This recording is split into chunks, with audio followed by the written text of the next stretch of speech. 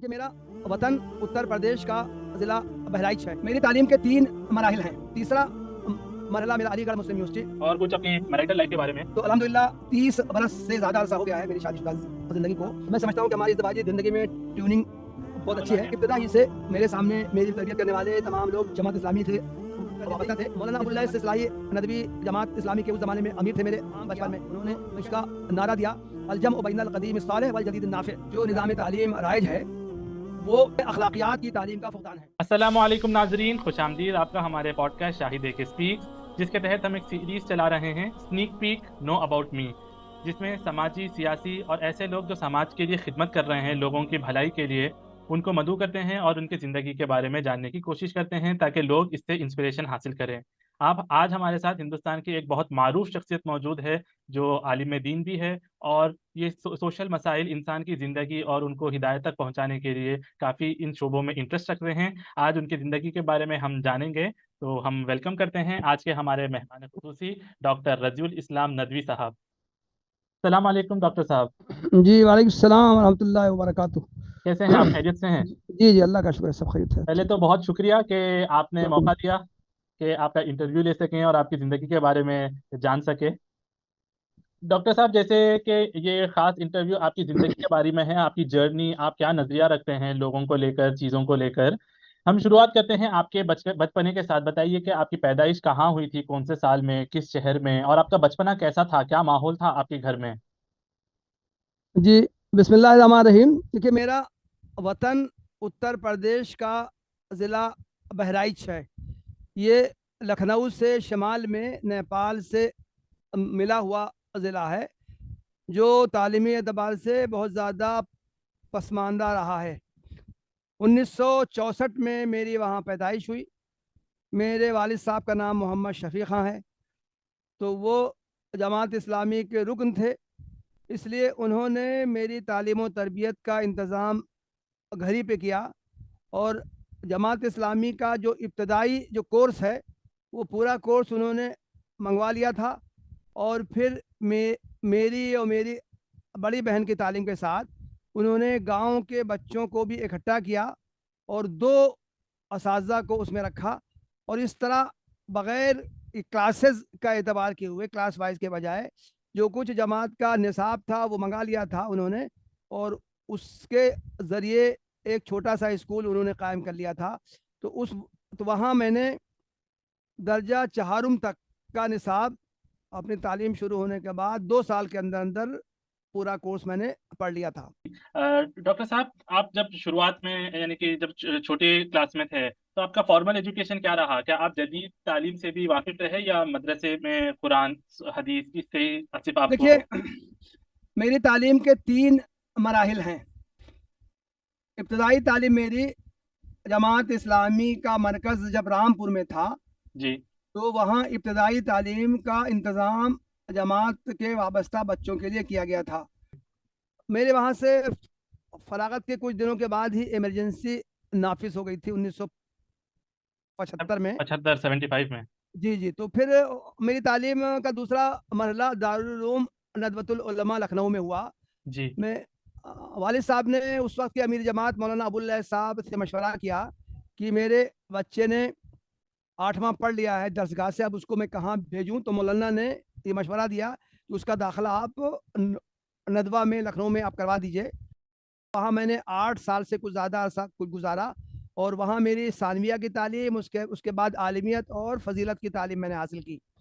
اور تیسرا مرحلہ میرا علی گڑھ مسلم یونیورسٹی میں ہوا.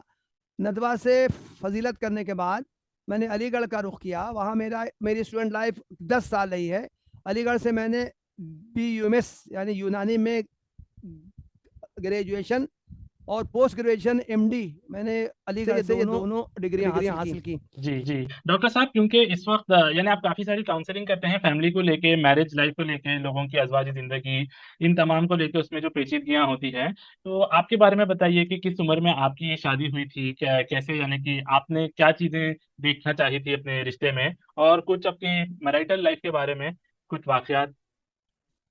دیکھیے میری شادی جو ہم کچھ دنوں پہلے تک کا جو معمول ایک عام روایتی مسلم خاندان میں جو رہا ہے جی کہ ماں باپ کی جہاں بھی شادی کر دیتے ہیں، رشتہ طے کر دیتے ہیں، تو بے چوں چرا لڑکے وہ رشتہ قبول کر لیا کرتے تھے.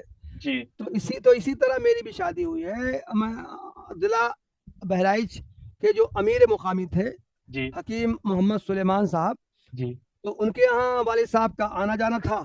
اوکے تو ان کے یہاں کچھ رشتے کی بات چیت ہوئی، انہوں نے رشتہ طے کر دیا، اس طرح میری شادی ہو گئی. تو الحمدللہ 30 برس سے زیادہ عرصہ ہو گیا ہے میری شادی شدہ زندگی کو. میرے 2 لڑکیاں ہوئیں، لیکن وہ پیدائشی کے زمانے میں ان کا انتقال ہو گیا. تو میرا جو لڑکا ہے وہ درمیان کا ہے. تو ہماری اہلیہ کا بھی ہم کو پورا تعاون حاصل ہوتا ہے، بلکہ میں چھوٹے بڑے ہر معاملے کو ان کے سامنے میں شیئر کرتا ہوں. جی جو ہمارے سامنے ایشوز آتے ہیں، جو مسائل آتے ہیں، وہ بھی میں بیان کرتا ہوں. مشورے میں لیتا ہوں کہ اس طرح کا ایک کیس آیا ہے تو اس کا کیا حل ہے، کیا جواب دیا جائے. تو اس طرح میں سمجھتا ہوں کہ ہماری ازدواجی زندگی میں ٹیوننگ بہت اچھی ہے، آپس میں کوآپریشن بہت اچھا ہے، مائنڈ سیٹ ہم لوگوں کا بالکل ملتا جلتا ہے، اور ہم اپنے پرائیویٹ لائف میں بھی اور سماجی زندگی میں بھی جی ایک دوسرے کے ساتھ بھرپور تعاون کرتے ہیں ایک دوسرے کا. بہت خوب. آپ نے جب شعور سنبھالا، آپ نے کس کو اپنا رول ماڈل پایا کہ مجھے ان کی طرح بننا ہے؟ ابتدا ہی سے میرے سامنے میری تربیت کرنے والے تمام لوگ جماعت اسلامی سے وابستہ تھے. اس بنا پر ابتدا ہی سے جماعت کی فکر جو ہے وہ میرے پیش نظر رہی.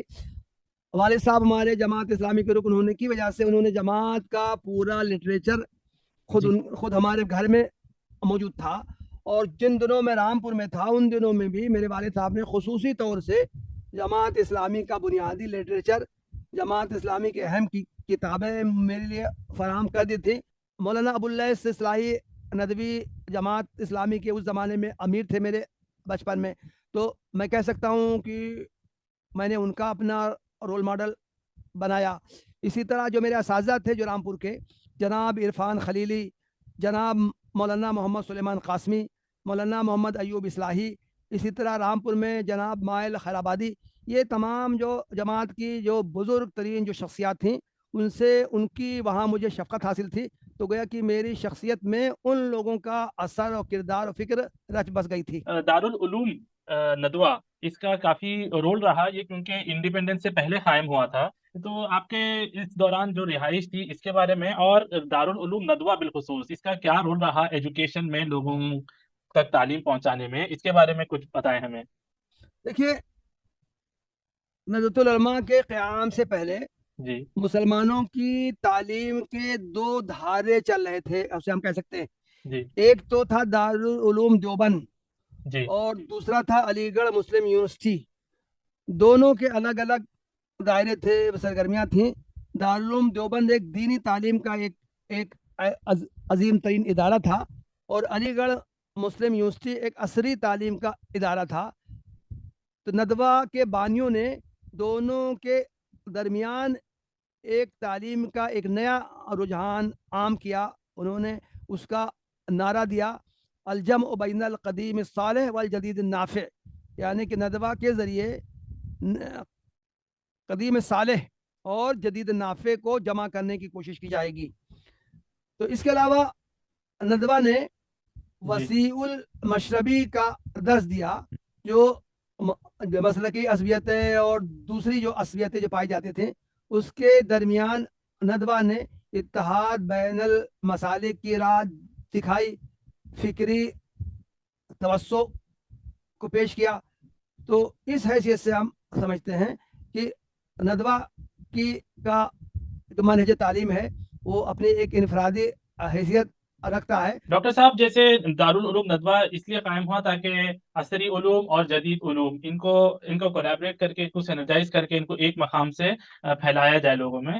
آپ کیا سمجھتے ہیں کہ اس وقت جو تعلیمی ادارے چل رہے ہیں، چاہے وہ C B S E board ہو، I G S E board ہو، یا دنیا بھر میں یو ایس کا آپ مثال لے لیں، کسی اور ملک کے سلیبس کا مثال لیں، اس نصاب میں کیا کمیاں ہیں، یا مدرسوں کے نصاب میں اس وقت کیا خامیاں ہیں؟ یہ 2 چیزیں کہ ہم کو اسے ایڈریس کرنا چاہیے جس سے نظامی تعلیم بہتر ہو سکتا ہے. دیکھیے، میں سمجھتا ہوں کہ پوری دنیا میں جی جو نظام تعلیم رائج ہے وہ یعنی اس میں اخلاقیات کی تعلیم کا فقدان ہے. وہ ایک کمانے یعنی جو پورا تعلیم کا جو بیس ہوتا ہے، جو فوکس ہوتا ہے، وہ صرف وہ کمانے والی مشینیں تیار کرتے ہیں. تو مدارس کا جو نظام ہے وہ بھی یک طرفہ ہے. وہاں دینی تعلیم پر تو زور دیا جاتا ہے، قرآن حدیث فقہ یہ تعلیمات دی جاتی ہیں، لیکن عام طور سے اس میں عصری تعلیم سے طلبہ محروم رہتے ہیں. میں سمجھتا ہوں کہ ابتدائیہ اور ثانویہ میں دونوں طرح کی تعلیم فراہم کی جائے، دینی تعلیم بھی اور عصری تعلیم بھی فراہم کی جائے، اور بعد کے مرحلے میں جو اختصاص کا مرحلہ ہوتا ہے اس میں طالب علم کو آزادی ہو کہ وہ جس لائن میں بھی جانا چاہتا ہے، اس میں مہارت حاصل کرنا چاہتا ہے، اس میں اس کو پوری آزادی ہو. رضوی اسلام صاحب، جیسے کہ آپ ایک عالم دین ہیں اور آپ کو پورے ہندوستان میں گھومنے کا موقع بھی ملا، آپ کو مقبولیت بھی حاصل ہے. ہندوستان کے علاوہ آپ کو کہیں موقع ملا جا کر اپنے نظریے، اپنے لیکچرز ڈیلیور کرنے کا؟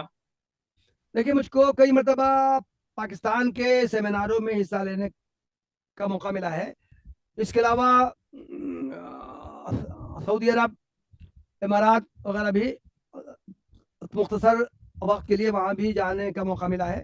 تو وہاں کی علمی مجلسوں میں بھی میری شرکت رہی ہے، اور تو وہاں بھی کچھ اظہار خیال کا موقع ملتا رہا ہے. جی رضوی اسلام صاحب، جیسے ہم دیکھتے ہیں کہ پچھلے صدی میں کافی کچھ قرآن کا کام ہوا، اس سے پہلے بھی ہوتے رہے ہیں، لیکن پچھلے صدی میں ایکسپلورڈ ہوا، کئی سارے زبانوں میں اس کے ترجمے ہوئے، اور ایک طریقے سے جو عوام اس پیغام سے کٹ گئی تھی، اس عوام تک اس پیغام کو پہنچانے کے لیے کافی ساری جد و جہد رہی. اس میں بہت سارا رول شیخ الہند مولانا محمود حسن دیوبندی رحمۃ اللہ علیہ کا بھی رہا، اور لوگوں کو قرآن کے قریب کرنے کے لیے. اور کئی سارے علماء کرام اٹھے، کئی سارے مفکر اٹھے، اقبال جیسے، مولانا مودودی، ڈاکٹر اسرار احمد، شیخ احمد دیداد وغیرہ.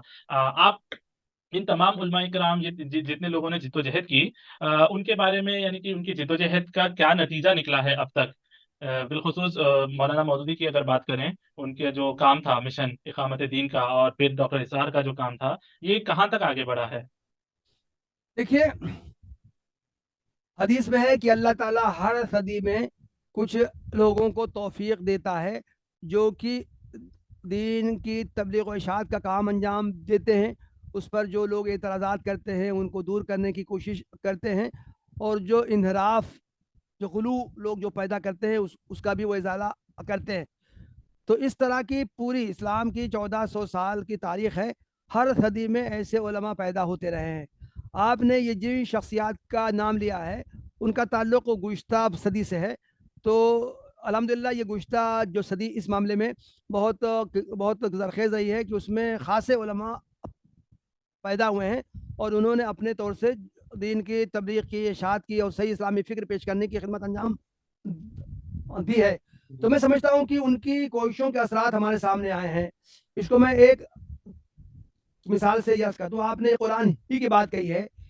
ایک زمانے میں یہ بات کہی جاتی رہی ہے کہ قرآن کا سمجھنا عام لوگوں کے لیے یہ ممکن نہیں ہے. قرآن کو سمجھنے کے لیے تو بہت سے علوم کی ضرورت ہے. تو عوام تو بس صرف اپنے علماء سے رابطہ رکھیں اور خود قرآن کو سمجھنے کی کوشش نہ کریں. ایک زمانے میں بغیر سمجھے بوجھے قرآن کو پڑھنے کی بات کہی جاتی تھی، لیکن یہ ان علماء کی کوششوں کے نتیجے میں الحمدللہ اب یہ ماحول بنا ہے کہ قرآن کی تعلیمات عام کی جا رہی ہیں، اور قرآن کو سمجھنے کے لیے مختلف سطح پہ مختلف شخصیات کی طرف سے کوششیں ہو رہی ہیں، مختلف کورسز چلائے جا رہے ہیں، اور قرآن فہمی کا ایک ماحول بن رہا ہے. اسی طرح مولانا مودودی نے جو فکر پیش کی، مولانا مودودی نے ایک فکر یہ پیش کی کہ اسلام زندگی کے تمام پہلوؤں میں نافذ کیے جانے والی چیز ہے. اسلام ایک جامع نظام حیات پیش کرتا ہے. تو مولانا مودودی کی یہ بات بھی بہت اہم ہے. عام طور سے اس سے پہلے انسانی زندگی کو مختلف تقسیمیں اس کی جاتی تھی. یہ سمجھا جاتا تھا کہ اسلام تو صرف انفرادی زندگی میں عمل کرنے والی چیز ہے، اجتماعی زندگی سے اس کا کوئی تعلق نہیں ہے. لیکن الحمدللہ مولانا مودودی کی کوششوں سے اور ان کی طرح کے دوسرے اور علماء جو مختلف ممالک میں پائے گئے ہیں، سرزمین مصر میں حسن البنا شہید ہے، ترکی میں نورسی ہے، اور اسی طرح شام میں مصطفیٰ سبائی اور لوگ ہیں، مختلف ممالک میں گزشتہ صدی میں بہت اہم جو شخصیات پیدا ہوئی ہیں، انہوں نے اسلام کے اجتماعی نظام ہونے کا ایک تصور پیش کیا ہے، تو ان کی یہ فکر بھی عام ہو رہی ہے. تو اگرچہ گزشتہ صدی کے یہ جو علماء ہیں جن کے آپ نے نام لیے ہیں، ان کی خدمات اپنی جگہ ہے، ان کے اثرات بھی کچھ نہ کچھ سامنے آئے ہیں، لیکن ابھی کام کا بہت وسیع میدان ہے. ڈاکٹر صاحب، جیسے آپ نے ابھی اس وقت امت مسلمہ کی بات کی، تو اس وقت اگر صورتحال دیکھیں تو پہلے تو نیشن اسٹیٹ میں بٹے ہوئے ہیں، پھر اس نیشن اسٹیٹ کا جائزہ لیں تو اس میں بھی ہم لوگ کئی سارے سیاسی پارٹی، مذہبی پارٹی، فقہی اختلافات میں ہیں. اس میں جو سب سے بڑے دھڑ مین اسٹریم پائے جاتے ہیں وہ ہے شیعہ سنی اختلافات. تو آپ کیونکہ مدرسے کے طالب علم ہیں، آپ کا کافی وقت گزرا ہے قرآن حدیث اور فقہ کے ساتھ، تو کیا یہ جو اختلافات ہے، آپ کو لگتا ہے کہ ان کی واقعی میں کوئی ریالٹی ہے اور یہ اختلافات ہونے چاہیے، یا یہ صرف جو ہے کچھ لوگ استعمال کرتے ہیں اس کو ایکسپلائٹیشن کے ذریعے، اور اگر اختلاف ہے تو اختلاف جو ہے وہ بات چیت کے ذریعے سے ان تمام چیزوں سے حل ہو سکتا ہے؟ کیونکہ ہم دیکھتے ہیں کہ جب 1979 میں ایران میں انقلاب آیا، انہوں نے اس کے بعد کافی اپنا وسعت قلبی کا اظہار بھی کیا. شیعہ سنی متحد اتحاد کا بھی ایک نمونہ انہوں نے پیش کیا، فلسطین کے مسئلے میں دیکھیں یا پھر شام کے مسئلے میں، لبنان کے مسئلے میں. تو یہ جو آپسی اختلافات ہیں، یہ آپ کو کیا لگتا ہے کہ اسے ختم ہونے چاہیے اور آگے جا کے یہ ختم ہوں گے؟ دیکھیے، اگر ہم یہ کہیں کہ کوئی اختلافات ہی نہیں ہیں جی تو یہ بات تو صحیح نہیں ہوگی. اختلافات جی پائے جاتے ہیں. جی پوری امت جو ہے، جیسے کہ آپ نے شیعہ سنی کی بات کہی ہے، تو گویا کہ پوری امت دو دھڑوں میں تقسیم ہے. شیعہ اور سنی دو ایک بڑے دھڑے ہیں، ان میں اختلافات پائے جاتے ہیں، لیکن میں کہوں گا کہ یہ اختلافات بنیادی اختلافات نہیں ہیں. جی اسلامی عقائد، عقیدہ توحید، عقیدہ رسالت، عقیدہ آخرت، ان میں کوئی اختلاف نہیں ہے. قرآن میں کوئی اختلاف نہیں ہے. جی لوگوں نے اڑا رکھا ہے کہ شیعوں کا قرآن کچھ الگ ہوتا ہے، اس میں کچھ پارے زیادہ ہوتے ہیں یا کم ہوتے ہیں. یہ سب باتیں صحیح نہیں ہیں، غلط ہے. قرآن کے بارے میں کوئی اختلاف نہیں ہے. تو اصلاً یہ جو شیعہ اور سنی کی جو تقسیم ہوئی ہے، اصلاً یہ ابتدائی زمانے کا ایک سیاسی اختلاف تھا، جس نے کہ بعد میں مذہبی اختلاف کی شکل اختیار کر لی. جی بہرحال ان دونوں دھڑوں میں، شیعہ و سنیوں میں جو اختلافات پائے جاتے ہیں، بعض لوگ ان کو ہوا دینے کی کوشش کرتے ہیں. جی صحیح بات یہ ہے، ان اختلافات کو اختلافات سمجھتے ہوئے یہ رجحان عام کرنے کی ضرورت ہے. ان اختلافات کو ختم نہیں کیا جا سکتا، لیکن ان اختلافات کو باقی رکھتے ہوئے اتحاد کی عملی صورتیں تلاش کی جا سکتی ہیں. جی اتحاد کی عملی صورتیں یہ ہو سکتی ہیں کہ جن امور میں اختلاف ہے، لوگ اپنے رجحان پر، نظریے پر قائم رہیں، لیکن دوسرے کے بارے میں ایسی باتیں نہ کہیں جو دل آزاری کا سبب بنے. شاہ ولی اللہ محدث دہلوی رحمۃ اللہ علیہ ہندوستان کے علماء کرام کے نزدیک، ہندوستان میں جتنے مدارس ہیں ان کے نزدیک ایک بہت اہم شخصیت کا رول رکھتے ہیں. اور صرف ہندوستان ہی میں نہیں، ان کا انفلوئنس ہندوستان کے باہر بھی ہے، مصر میں، پاکستان میں، بنگلہ دیش میں اور افغانستان کے علاقوں میں بھی. تو شاہ صاحب نے جو تحریریں لکھی ہیں، ان کی جو سب سے مارکت العریٰ کتاب حجت اللہ البالغہ، اور اس کے بعد فوز الکبیر فی اصول تفسیر، اور یہ تمام کتابیں، کیا آپ سمجھتے ہیں شاہ صاحب کے جو رائٹنگز تھے وہ آج کے دور کے لیے ریلیونٹ ہے؟ اور یا شاہ صاحب کو آپ کیسے، کس اس سے دیکھتے ہیں ان کے کنٹریبیوشنز کو؟ دیکھیے، شاہ ولی اللہ کا علمی کام غیر معمولی ہے. شاہ ولی اللہ کو اپنے کاموں کی وجہ سے مجدد ہونے کی حیثیت حاصل ہے. شاہ ولی اللہ کا کئی پہلوؤں میں بہت مارکا آ رہا ہے. انہوں نے قرآن فہمی کی تحریک شروع کی. انہوں نے خود قرآن مجید کا فارسی زبان میں ترجمہ کیا. شاہ ولی اللہ کے 3 صاحبزادے جو ہیں، انہوں نے بھی قرآن میں ترجمے کیے: شاہ عبدالعزیز، شاہ عبد القادر، شاہ رفیع الدین. تو یہ شاہ ولی اللہ کا خانوادہ جو ہے، اس نے قرآن فہمی کی تحریک چلانے میں غیر معمولی کردار انجام دیا. اسی طرح شاہ ولی اللہ نے حدیث فہمی میں اہم کام کیا ہے. ان کے زمانے میں فقہ کا بہت زیادہ غلبہ تھا، زور تھا. شاہ ولی اللہ نے حدیث پر غیر معمولی کام کیا. انہوں نے موطا امام مالک کی شرح کی، فارسی زبان میں بھی اور عربی زبان میں بھی. تو گویا کہ انہوں نے، بلکہ ہم کہہ سکتے ہیں کہ شاہ ولی اللہ کے خاندان نے ہندوستان میں حدیث کی تعلیم کو عام کرنے میں غیر معمولی کام کیا ہے. فقہی جو تعصبات تھے، اس کو شاہ ولی اللہ نے کم سے کم کرنے کی کوشش کی. ان کی ایک بہت اہم کتاب ہے الانصاف फी सबब इख्तलाफ, जी कि फ़ुक़हा के दरमियान इख्तलाफात कैसे हुए उसकी उन्होंने तारीख़ जो बयान की है। उनका बहुत मार्का आरा वो काम है जिसके ज़रिए उन्होंने ये जो फ़िक़ही इख्तलाफात और फ़िक़ही तासुबात को कम से कम करने की कोशिश की है। ये आपने जो हुज्जतुल्लाह अल बालिग़ा का जो नाम लिया है, शाह की बहुत मार्का आरा किताब है। जी उसका मौजू ही है असरार दीन। असरार दीन का मतलब यह है कि शरीयत में जितने अहकाम दिए गए हैं उनकी कुछ हिकमतें भी पाई जाती हैं। उन हिकमतों को बयान करना चाहिए, उन हिकमतों को जानना चाहिए। उन हिकमतों को जानने की वजह से लोगों के लिए अहकाम दीन पर अमल करना आसान हो जाएगा। तो ये है हुज्जतुल्लाह अल बालिग़ा का ये मौजू है। उसके अलावा शाह का इस्लामी तारीख़ पे भी उनका गैर मामूली काम है। इज़ालतुल ख़िफ़ा यस फ़ी खिलाफतिल खुलफ़ा उनका ही काम है। तो गोया कि इस पर उन्होंने इस्लामी तारीख़ का जो इब्तदाई जो ज़माना था, जो खिलाफत राशिदा, और फिर बाद में जो खिलाफत कैसे मलूकियत में तब्दील हुई, इस पर भी उनका उनका जो काम है वो बहुत अहम तर काम है। तो शाह मैं समझता हूँ इस्लाम की इल्मी तारीख़ और ख़ास तौर से हिंदुस्तान की इल्मी तारीख़ में शाह का एक गैर मामूली नाम है, बहुत अहम नाम है, और उनका काम गैर मामूली है। आज के दौर में भी उनके इल्मी कामों की मानवियत बाकी है, उससे इस्तेफादा किया जाना चाहिए। डॉक्टर साहब, हम अगर न्यूज़ देखते हैं आलमी सतह पर और हमारे मुल्क के सतह पर भी, एक वर्ड कॉमन इस्तेमाल किया जाता है, इस्लामोफोबिया, यानी इस्लाम का खौफ। ये वर्ड, इसकी कोई वाकई में सच्चाई है, आप समझते हैं? क्योंकि न्यूज़ में हम जब देखते हैं कि खास तौर के ग्रुप को टारगेट किया जाता है, उनको अक्यूज़ किया जाता है टेरर्स के लिए, और वो बताया जाता है कि ये जो मदारिस हैं जिसमें तुम पढ़ते हो कुरान मजीद और ये तमाम चीज़ें, ये तालीम देती है जिहाद की और कत्ले आम की इन लोगों की। तो आज ये जो इस्लामोफोबिया का दौर है, इस दौर में कैसे यानी मुसलमान लोग एक अच्छी एक ज़िंदगी बसर करें बिना कोई खौफ के, बिना कोई डर के? देखिए, इस्लामोफोबिया की तो अपनी हकीकत है। पूरी आलमी सतह पे इस्लाम से खौफ पैदा करने की कोशिश की जा रही है। जी, इस्लाम ही के बारे में दो तरह की टर्म इस्तेमाल की गई, पॉलिटिकल इस्लाम, नॉन पॉलिटिकल इस्लाम। हालांकि इस्लाम किसी तकसीम का कायल नहीं है। इस्लाम तो कहता है कि ज़िंदगी के तमाम पहलुओं में इस्लाम को नाफिज करने की कोशिश की जाए। जी, ये नाफिज करना जोर ज़बरदस्ती नहीं होगा, ताकत के बल पे नहीं होगा। इस्लाम किसी तरह की दहशतगर्दी, किसी तरह की शिद्दत पसंदी का मुखालिफ है। इस्लाम तो ये कहता है कि इस्लाम की तालीमात आम की जाएंगी, जिन लोगों के समझ में आ जाएगा वो कबूल कर लेंगे। लेकिन इस्लाम के मुखालफिन ने ये जो पॉलिटिकल इस्लाम की एक ताबीर इस्तेमाल की, टर्म इस्तेमाल की, तो गया कि पूरी दुनिया में जो लोग इस्लाम को नाफिज करने की कोशिश करते हैं, पुरअमन ज़राए से उनको भी रोकने की कोशिश की गई, उनको तरह तरह से बदनाम करने की कोशिश की गई। और इस तरह दुनिया के बहुत से ममालिक में खुद मुसलमानों पर जुल्म और सितम ढाए गए, तरह तरह से उनको परेशान किया गया, उनके हुकूक से महरूम किया गया।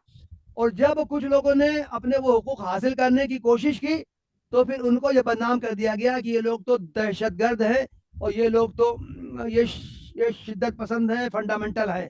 जी, दूसरी तरफ खुद इस्लाम की तालीमात को भी टारगेट किया गया। इस्लाम की जो तालीमात जो ख़ानदान के बारे में है, इस्लाम की तालीमात जो माश के बारे में है, इस्लाम की तालीमात जो सियासत के बारे में है, इस्लाम की तालीमात जो औरत के बारे में, औरत के मुकाम और मर्तबा के बारे में है, इन तमाम तालीमात को टारगेट किया गया और इस तरह पेश किया गया कि गोया कि मॉडर्न दुनिया के लिए इस्लाम की तालीमात नाकाबिल अमल हैं।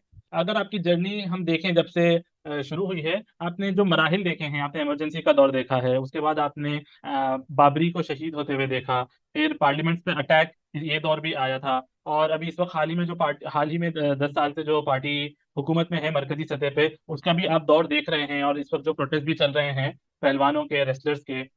आलमी सतह पर हम देखें तो किस तरीके से अमेरिका ने साजिश की या एक्सपोज करके सद्दाम हुसैन की हुकूमत खत्म की, उसके बाद कर्नल गद्दाफी की, और उन्हें उन्हें किस तरीके से बेदर्दी से कत्ल किया गया। बहार अरब जो आया था, उसमें जो उम्मीद हुई थी कि अभी दुनिया में इंसाफ या अमन आएगा, वो भी बहुत जल्द नाकामयाब हो गया। आप आगे फ्यूचर, हम बिलखुसूस इंडियन की अगर बात करें और आलमी सतह पर जनरल बात करें, तो फ्यूचर हमारे लिए, इंसानियत के लिए क्या होल्ड करता है? आपका क्या पैगाम है?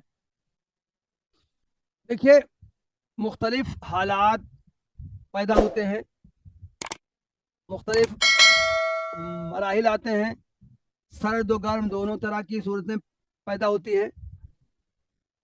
खुद कुरान करीम में कहा गया है तिलकल अय्यामुन नुदाविलुहा बैनन नास, कि ये उतार चढ़ाव आते रहता है, उससे मायूस नहीं होना चाहिए।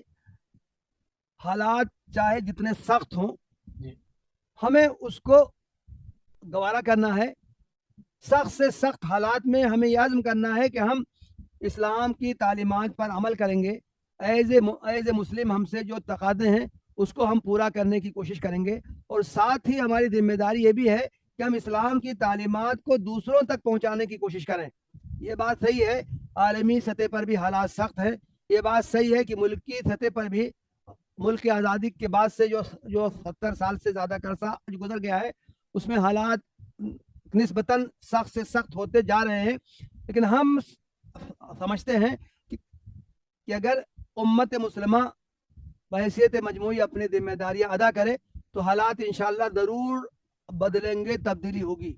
आलमी सतह पर हम ये देख रहे हैं, अभी हाल की मिसाल तुर्की की है जी पूरा मगरबी ममालिक मिलकर पूरी दुनिया का मीडिया जो तुर्की में जो अर्दवान साहब की जो हुकूमत थी उसके खिलाफ था, हर मुमकिन उन लोगों ने साजिश की, कोशिश की कि वो शिकस्त खा जाएं, लेकिन वो कामयाब हुए। की सतह पर मायूस होने की ज़रूरत नहीं है, वो अपनी जिद्दोजहद जारी रखें, खुद भी दीन पर अमल करें, सच्चे पक्के मुसलमान बने, इस्लाम की सही तालीमात वो दूसरों तक आम करने की कोशिश करें। तो हालात चाहे जितने ख़राब हों, दूसरे लोग इस्लाम के दुश्मन चाहे जितना उसके खिलाफ साजिशें करें, बदनाम करने की कोशिश करें, लेकिन इंशाअल्लाह ये जो मुसलमानों की जो कोशिशें जंग लाएंगी और हालात में इंशाअल्लाह कुछ सुधार होगा, कोई बेहतरी आएगी। जी नाजरीन, ये थे डॉक्टर रज़ील इस्लाम नदवी साहब जो अपने ज़िंदगी का सफ़र, जो अपने नज़रियात अपनी ही ज़ुबान से हमें सुना रहे थे। हम उम्मीद करते हैं कि लोग इन बातों से इंस्पिरेशन हासिल करेंगे और जो पैगाम उन्होंने दिया है कि दावत दीन, इस्लाम की दावत, इस्लाम का पैगाम, उसका मैसेज, संदेश दूसरों तक आम करें, खुद अमल करें और इसे दूसरों तक भी फैलाएं ताकि उसके नतीजे में दुनिया में अमन कायम हो। हम बहुत मशहूर हैं आपके डॉक्टर रज़ील इस्लाम नदवी साहब कि आप हमारे पॉडकास्ट पे हाजिर हुए और आपने अपनी ज़िंदगी की कारगुजारी, अपनी ज़िंदगी का सफ़र हमसे शेयर किया। हम बहुत जल्द नाजरीन फिर हाजिर होंगे एक नए उन्वान के साथ। तब तक के लिए हमें इजाज़त दें। अस्सलामु अलैकुम व रहमतुल्लाहि व बरकातुहू।